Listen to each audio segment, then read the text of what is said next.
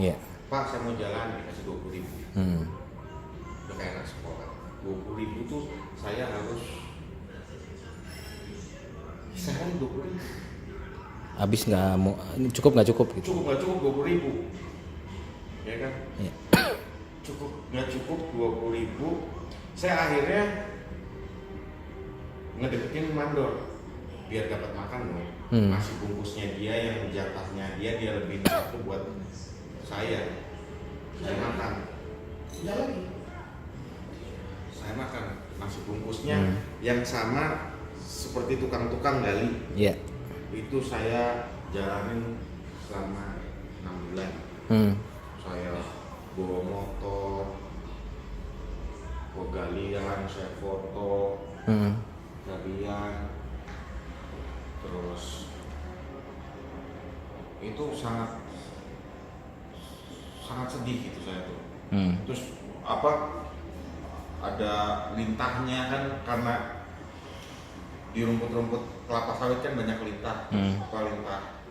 Lintah kumput tuh. Iya. Biasa sapi kan, kalau sapi enak disedot juga nggak pucat lah, saya disedot bikin pucat. Itu saya di situ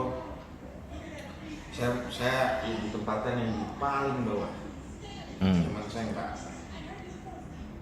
menyerah, dan saya tetap ingin menyetarakan derajat saya sama orang yang tidak bertanggung. Jadi saya terus tekun. Setiap bos menelpon, kamu ada di mana? Saya di lapangan. Berapa volumenya? Saya ucapkan sesuai dengan volume kenyataan.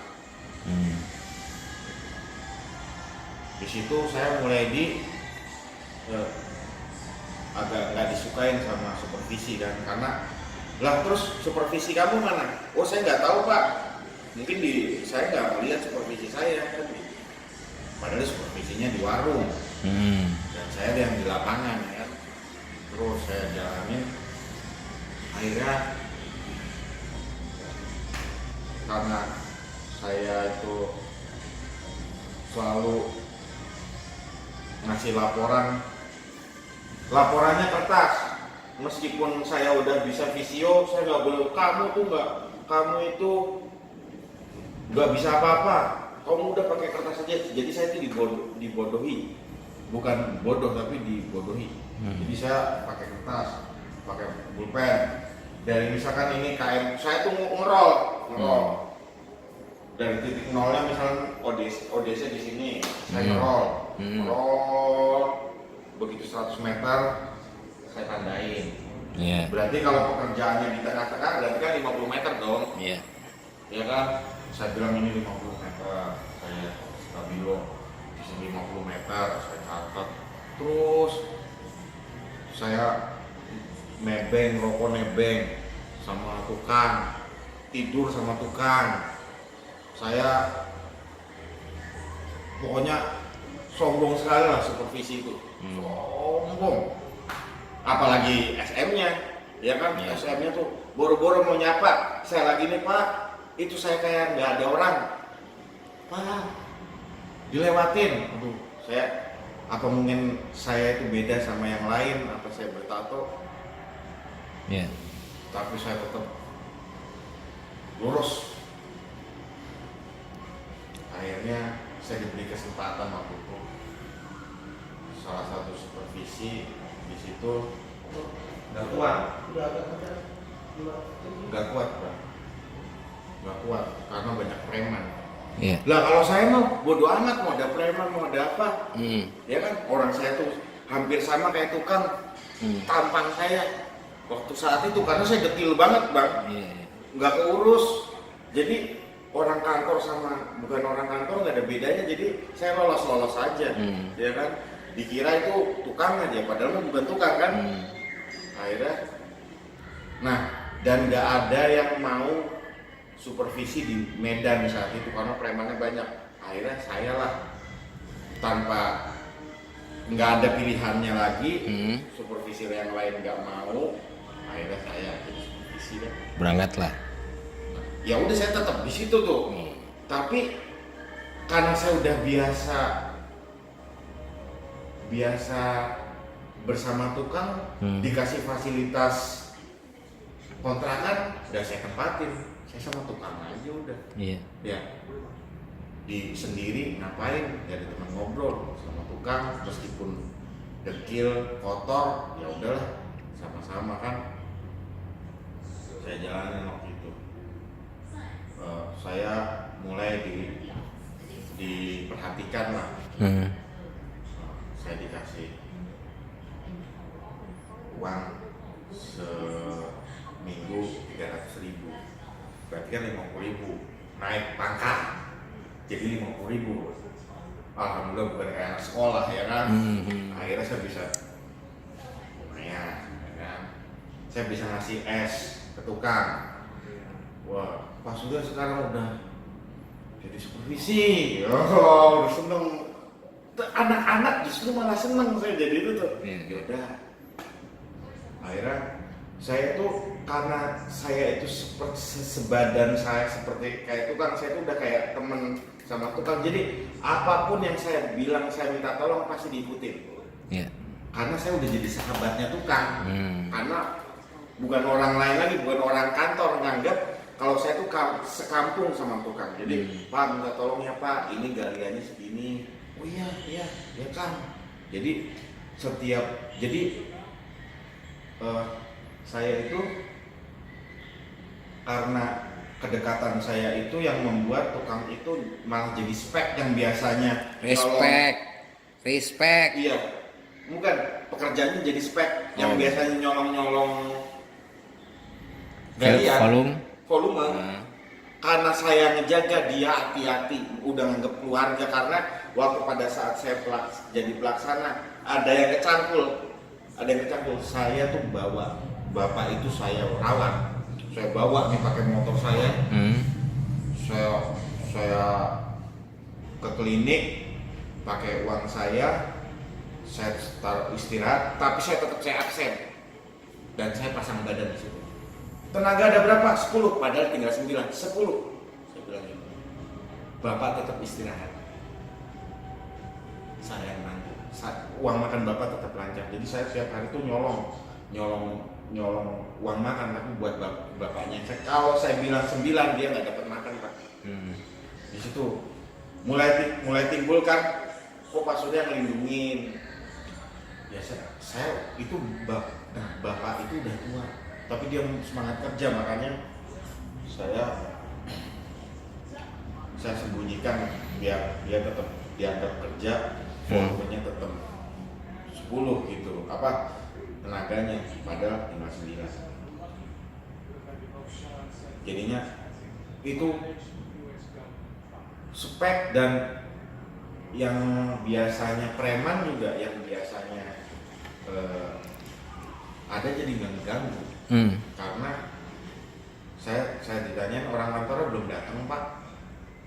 Saya sama pakai celana pendek, pakai sendal jepit, bukan kayak orang kantoran kayak supervisi yang itu. Padahal gajinya udah supervisi waktu itu. Cuman saya bilang, saya ini orang kantornya kabur Pak, kan gitu. Saya di sini dikasih harian. Akhirnya kan kasihan, orang preman juga manusia.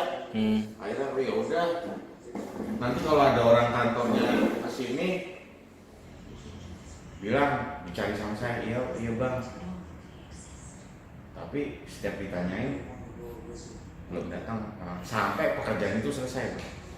Dan akhirnya diuji terima dan lolos. Itu tuh sebenarnya pekerjaan sisa repair, jadi pekerjaan yang sulit, yang memang di situ rawan preman, rawan itu tuh. Jadi pernah dikerjain, tapi akhirnya terputus karena banyak yang belum selesai. Nah itu saya yang ngerjain repairnya itu, istilahnya ngerjain tulangnya lah. Akhirnya lulus uji terima. Akhirnya saya pulang, bos sampai nangis.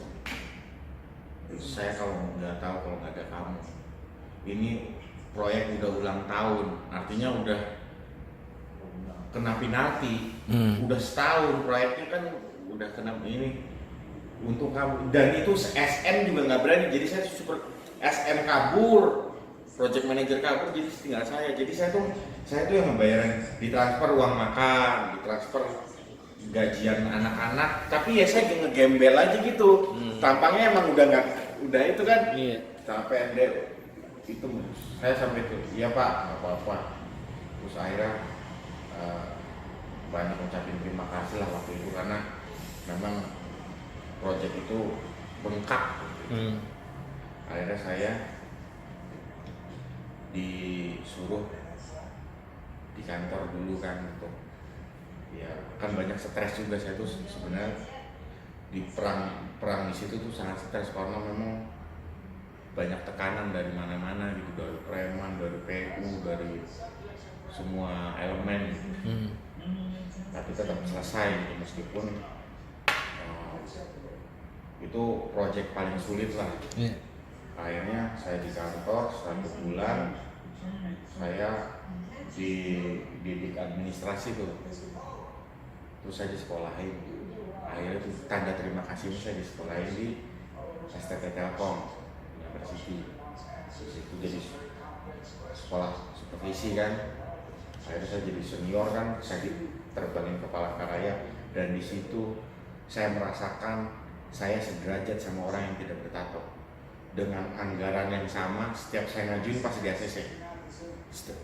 Dulu orang memandang sebelah mata saya, karena apa? Saya waktu pas jadi supervisi sementara waktu itu, karena terancam, karena udah gak ada yang mau berani ke situ. Orang tuh SM mau turun aja tuh udah gak berani ke Medan tuh. Saya anggaran, tapi saya bener-bener real aja gitu. Saya nulis polos-polos aja. Ya beli semen perlunya 6, ya saya tulis 6. Terus ditransfernya ya 6 semen, 6 sak gitu. Jadi nah di situ bos tak ngelihat, loh kok anggarannya beda ya sama SPV terdahulu, sama ini kok lebih irit, lebih efisien kan gitu. Jadi akhirnya kan itulah saya pas begitu saya di Palangka, saya udah tampil beda dong, agak sedikit rapi, dengan anggaran yang tiap minggu tuh di ACC terus. Orang juga sampai heran, banyak kok yang sirik gitu. Wah ini Sugani kan nanti siapa tahu jahat, dia kan bertato, dia kan ini, dia ini gitu. Dan bos itu selalu membela saya. Saya dulu pernah overdosis obat-obat. Saya itu SMA aja, lulusan SMA, saya itu tukang setoran. Jadi saya tuh sama kayak Surya. Malah dibelain saya tuh, berarti kalau kamu menghina dia berarti menghina saya tuh kayak gitu. Apa salah dia mau berubah, apa salah dia lebih baik dari kamu? Akhirnya udah diem tuh, gak ada yang komplain tuh. Akhirnya saya tetap lancar aja. Malah ada yang saya kadang ditanyain, Sur, anggaran udah turun? Udah Pak. Lah kok saya belum? Nah, saya nggak tahu. Emang saya nggak ACC? Kan bos, ya kan? Iya. Nah, mana saya tahu? Saya udah. Ya saya kan gini. Memang proyek itu tidak ada yang 100% benar. Tapi kita harus punya spion dong. Kita harus,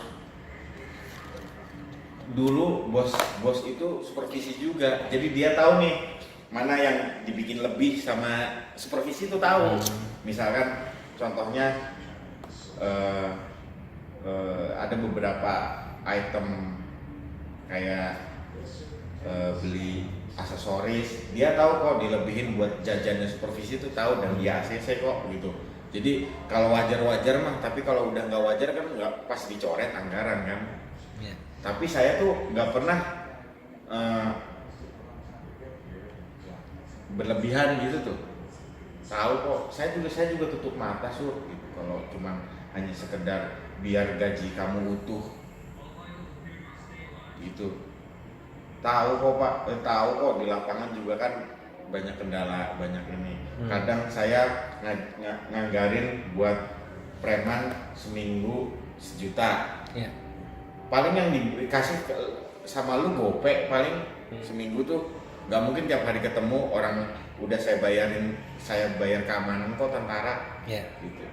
Paling masih ada sisa kok 200-300 gitu. Saya tutup mata gitu. Cuman kalau misalkan udah ada nyetop minta 3 juta kan anggaran dari si ini si itu kan dia cerita kan akhirnya curhat lah sama saya. Oh, saya nggak tahu Pak, kalau saya mah memang kayak gini keadaannya. Kalau memang permintaan preman mintanya 3 juta ya saya akan bilang 3 juta Pak. Wah di situ udah tuh saya mulai sedikit dihargai lah, udah mulai dilihat dipandang. Terus banyak yang pelatihan supervisi itu harus ikut saya dulu. Jadi ada supervisi baru nih, saya kirim ke lu ya. Tuh akhirnya karena saya ngajarin, akhirnya uang makan saya nambah nih. Nih uang makan supervisi saya kasih ke kamu. Saya baru tahu kalau supervisi memang uang makannya 50, berarti kan dipotong 30. Zolim. Saya ngerasain saya dipotong. Saya nggak mau saya motong. Saya kasih utuh. Malah saya kasih jajan, saya kasih rokok. Jadi saya nggak mau apa yang saya rasakan tuh orang anak baru rasakan. Itu. Mulai tuh perbedaan. Mulailah gejolak anak baru yang dikirim ke saya sama anak baru yang dikirim ke sana kan beda. Kita nggak mungkin ya ngeguruin misalkan ada anak baru 4, supervisinya yang senior kan saya dikasih 1 ke Pak Asep kasih 1 kan, ya anak baru itu kan saling komunikasi. Kamu uang makan berapa? 20. Saya 50. Akhirnya kan saya mah emang bener 50 dan saya merasakan sakitnya Bang. Saya nggak mau. Akhirnya gosip kan timbul tuh, naik ke permukaan. Kenapa kok beda-beda setiap supervisi kok ngasih uang makan kok beda-beda ke pelaksana kan? Akhirnya saya dimusuhin sama dia, ketegur semua kan. Lah jadi selama ini lu ngasih pelaksana 20, zolim kamu gitu. Dan akhirnya jadinya semua disitulah gaji pelaksana jadi 50 semua.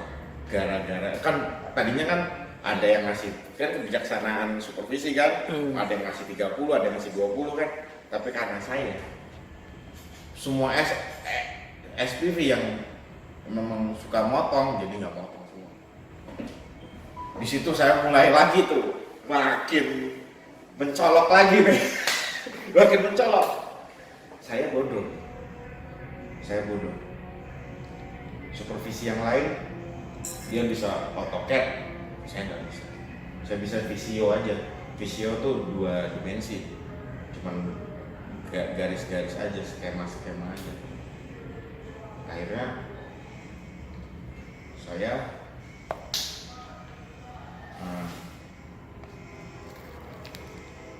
punya ide. Wah ini ada gambar yang nggak bisa saya akhirnya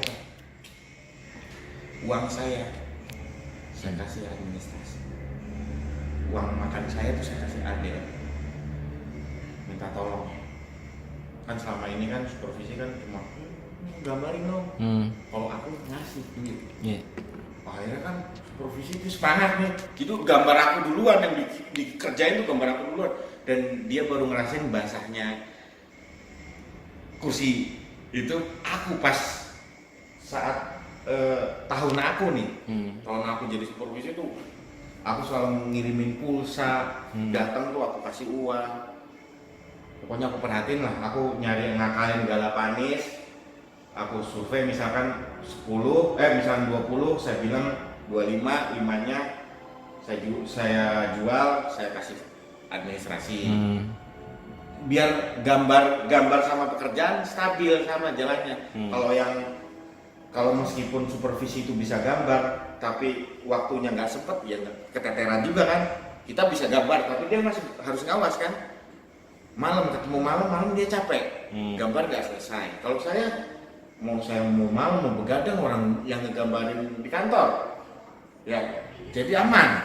Jadi saya itu posisinya pelaksanaan dan admin tuh sejalan, meskipun ya akhirnya kan saya tahu nih, akhirnya kan saya bisa nih nyelip ke sana nyelip ke sini, jadi saya juga masih bisa makan, ya kan, administrasi bisa lancar, ya kan, gaji saya masih bisa buat ngirim orang tua, masih bisa ngirim,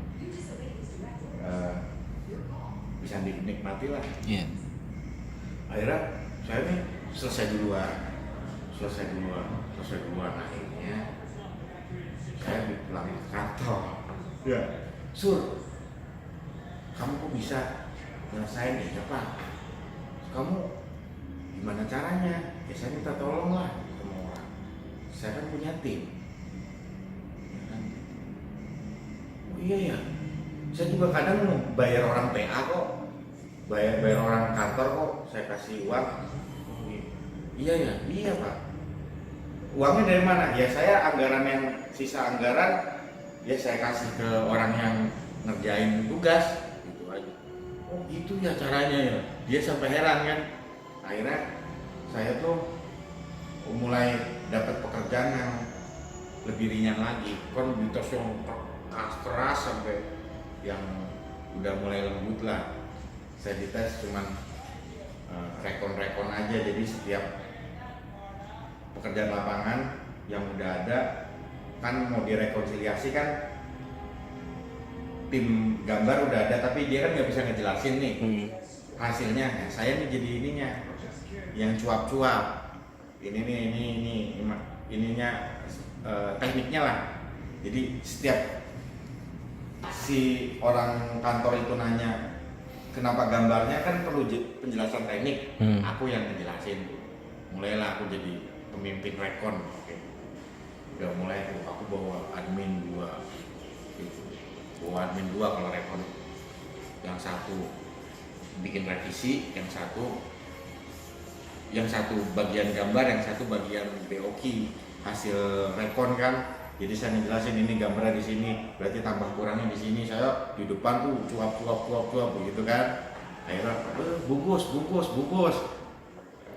Terus akhirnya kan saya jadi set manager. Oh itu set manager itu sangat enak ya kan. Mobil udah jadi begitu turun bandara mau mobil project tuh jemput, udah ada supirnya om, ya kan. Saya bilang Pak, iya. Wah di situ saya tuh kadang sedih di situ Pak. Betapa perjuangan saya sangat melelahkan karena saya orang bodoh yang mencoba untuk fight. Akhirnya saya di perjalanan kadang nangis. Kenapa Pak? Enggak, saya orang tua. Setiap saya begitu Pak, ada bawa ngalungin foto. Ya, kan ngalungin foto. Dekil, Pak, saya langsung buka kaca. Demi Allah saya buka kaca. Sini. Masuk ke mobil. Makan sama Steve. Uang itu saya pernah sapa boro-boro itu apa? Boro-boro Lihat. Saya kasih saya ajak makan. Kamu udah berapa lama? Udah 2 bulan bang. Bekerja yang bagus.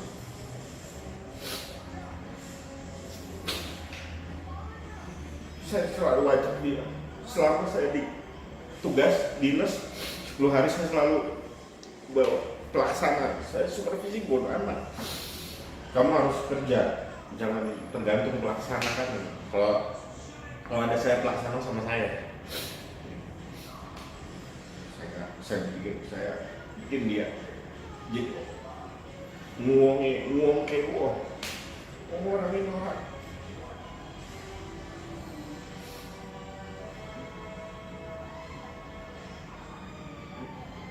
Dari perjuangan lo berapa lama? Berapa tahun? Saya jadi set manager 3 tahun. Saya waktu jadi supervisi pernah berantem sama project manager RNJ. Saya tantang dia di lapangan. Saya selalu salah, dia ngomong orangnya arogan. Setiap apa yang saya lakukan dia salah. Setiap saya bilang, Pak ini groundnya bukan di sini, ini groundnya di sini. Dia nggak percaya, dia telepon orang lain. Padahal saya bilang ini groundnya di sini. Ini cara menggunakan alatnya gini. Dia nggak percaya, dia telepon dan apa yang saya bilang itu sama yang seperti yang itu. Saya kan emosi. Saya udah mulai marah. Dia sebagai apa? Project manager. Lu kan sebagai set manager nih? Enggak. Oh beda? Waktu pas saya posisinya supervisor, ada project manager yang turun ngecek langsung. Kebetulan set manajernya lagi pulang dulu, jadi PM-nya yang datang. Akhirnya, udah kamu ukur di kedalaman. Dia ngopi, saya suruh ngukur gitu tuh. Tuh, kadang pakai kaki. Saya diam aja. Saya buat laporan salah, emosi jiwa saya. Pak, ini saya di hutan nih Pak. Saya beli tiket, kebetulan saya habis gajian nih 3 juta, jadi saya bisa beli tiket pulang. Jadi Bapak mau nyapa ini, di hutan. Kalau Bapak mau ngadu, ayo, Bapak ngadu aja sini bos. Dan saya bikin laporan kalau jadi project manager itu dia salah karena kan dia memimpin project yang banyak teperan lah, jadi dia pelampiasannya ke saya. Tapi padahal dia tuh mau diganti, suruh ngeliat nih kesalahan kamu nih di lapangan tuh kamu turun. Akhirnya kan memang habis itu kan saya marah-marah, terus saya ya suruh saya minta maaf gitu. Udah ya. Besoknya saya nggak tahu kenapa pas begitu, kamu ngajuinnya tuh cuman nama kamu doang, paling nggak diajuin lah. Kan uang makan, masa uang makan project manager saya ngajuin, saya malas sama dia. Udah, uang makannya paling kamu yang ngajuin. Kebetulan. Jadi 2.000. Ini biangnya nih, wah. Akhirnya kan saya kasih tahu. Saya uang makannya 3,5, dia 250. Pak, tanda tangan Pak. Di situ udah jelas Surya 350, Ali 250, beda 100. Nah, loh, kok gini? Ya, silakan Bapak protes. Iya, saya pokoknya apa yang Surya tulis, saya yang tanda tangan. Wah, makin denyut dia. Emang ceritanya mau bikin Pak Ali tuh nggak betah. Karena bos tuh nggak pernah ngeluarin karyawan tuh tapi bikin karyawan tuh nggak betah. Akhirnya dia pulang, terus lama-lama dimarahin tiap hari. Aku pernah berantem sama project manager, sama SM juga pernah. Kalau SM manager waktu pas saya masih pelaksana tuh saya udah pokoknya di kantor tuh saya tuh paling nggak bisa diatur lah. Waktu itu saya pernah ngomong, kamu tuh anak kemarin sore. Begitu saya langsung marah, Pak. Saya kebetulan tuh saya dekat sama Pak Lukman namanya, ya orang kantor. Untung Pak Lukman tuh misahin saya, Pak, saya memang baru di kantor ini, tapi saya itu bukan anak kecil. Ya. Bapak nggak tahu siapa saya. Saya sampai nelpon, pas itu yang ngangkat Pak Omar, Pak. Itu si siapa ya namanya Pak?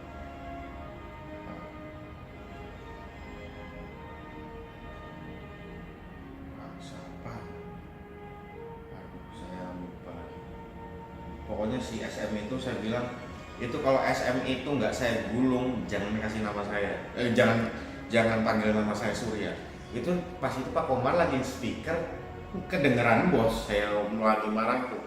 Akhirnya, tapi bos itu malah ketawa, malah ketawa, malah ketawa dia.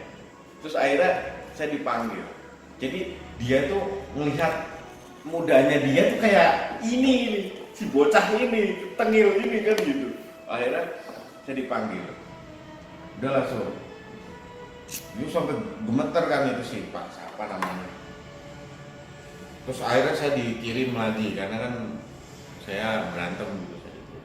Pokoknya masih pelaksana udah ngeyel. Jadi supervisi saya nantang PM karena ya saya kalau orang itu memang kita menghormati tapi kita juga harus dihargai. Jadi saling itulah. Saya serendah-rendahnya saya ingin dihargai sedikit, nggak disiksa tiap hari. Akhirnya pas begitu kembali lagi pada saat saya jadi SM itu saya senang banget.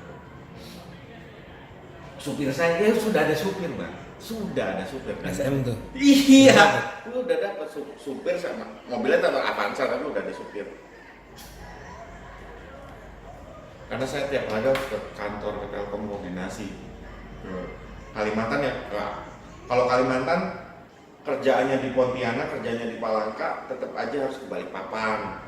Pokoknya pusatnya emang jauh-jauh. Jadi saya dibudak kasih supir. Jadi kemana-mana tuh udah supir. Meskipun mobilnya Avanza kan. Dan gambarnya masih ada sampai saat ini. Waktu pas saya jadi SM.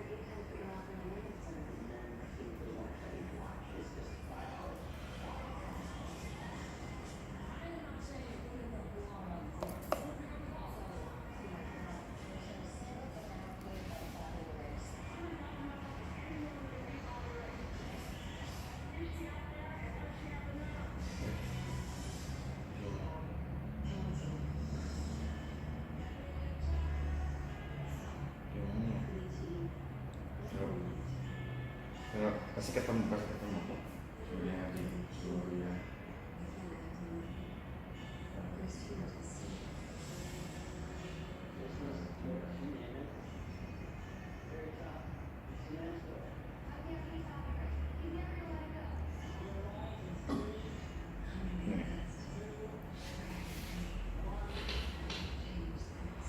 Ini supir, ini pelaksana, saya di belakang.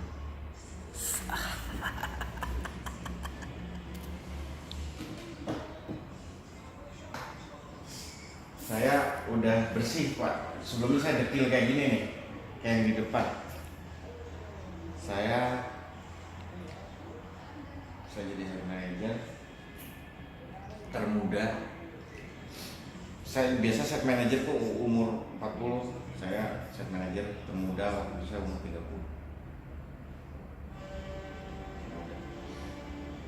Saya ada sertifikat dari Telkom University, jadi saya tuh selalu sama GM itu dekat. Saya Pak kesini lah, saya kasih project. Jadi dia tuh udah nganggap saya tuh udah nih saya kasih project, udah nyari proyek gitu meskipun mengelola, jadi istilahnya meskipun kita tetap di Telkom tapi kan kita kalau nggak suan, kita kalau nggak silaturahmi kan kita nggak tahu tuh kita bisa aja proyeknya dikasih sama PT lain karena saya harus dekat gitu kan. Survei nih, kerjain nih survei. Saya kan udah punya Garmin, saya punya laptop, saya punya anak buah, saya udah. Nah disitulah saya mulai. Tapi saya tetap kadang waktu pas saya kunjungan habis survei gitu sama mandor, ada kerjaan baru, survei sama mandor ke lokasi baru. Habis itu kan mandor pulang ke kontrakan dia, mes jorok dia, saya ikut. Saya nyapa, saya nyapa, saya lepas baju, saya nyapa, saya ngeriung. Terus dibikinin kopi hangat gitu, suasananya hangat.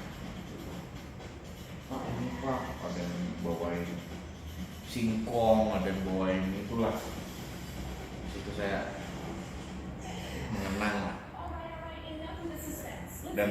Dan yang tukang itu, yang orang tua itu, waktu pas saya jadi SM pernah ada.